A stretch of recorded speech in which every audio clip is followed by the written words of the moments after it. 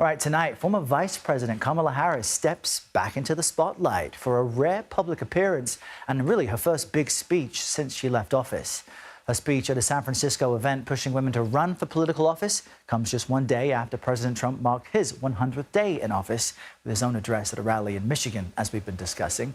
Let's bring in Joel Payne now to talk more about this. He's a CBS News political contributor and Democratic strategist. Hey there, Joel. Good morning. What do you think? Why did the former vice president feel that now is the time to return to the spotlight? Good morning, Earl. Good to be with you.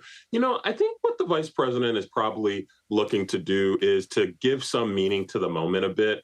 Democrats have been looking for that. They've been looking for their grasstops leaders to offer that type of commentary. You've seen other Democrats, whether it's Bernie Sanders, AOC. You've also seen Governor Walz, Kamala Harris's former running mate, be very public. And I think it would make sense that the former vice president is doing the same. I also think it's notable, Errol, that you talked about the venue upon which that she's making this somewhat public reemergence at an event encouraging young women to run for office. I think that's a theme you're going to see a lot of Democrats talking about, is encouraging new people to get into the political spectrum. And so I think that tying her reemergence to that issue of new voices and injecting new energy into the Democratic Party is also notable.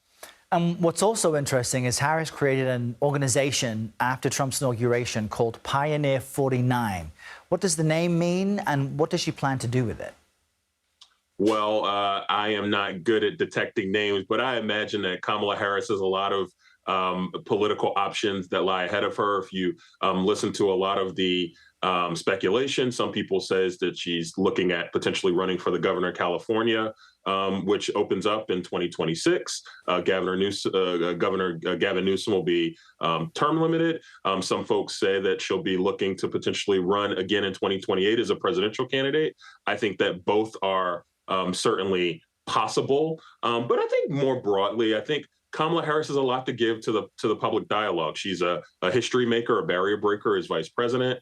She's also got a strong voice. She comported herself well in that campaign in 2024. So Kamala Harris has a lot to say, and not just the Democratic Party, but the general public at large has a lot to benefit from what she has to say. And I think we'll hear a lot more from her. And we just saw on the screen that Pioneer was apparently her Secret Service name. She was the 49th VP, so perhaps that's a bit of a clue as well. So then what, Joel, will she do with what you've just laid out, having such prominent roles in American government and such a voice? How might we see her use it after this speech?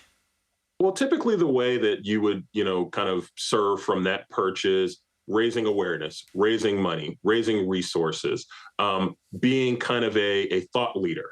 There are a lot of ways that you could do that. And obviously, again, running for office. So there's lots of options from that type of a post that she could seek. Again, Kamala Harris is one of the folks from 2024. And look, I know that she lost that election. I know that, Donald Trump grew his share of the electorate. But I think most folks who are fair-minded understand the difficult position she was put in. And if you look at one person who actually grew in public regard in 2024, I actually think it's the vice president who really comported herself well through a difficult circumstance. And again, I think that this will be the first of many opportunities for her to reemerge in the public spotlight. Yeah, we'll be watching. Joel Payne, great to see you. Thanks for joining us. You got it.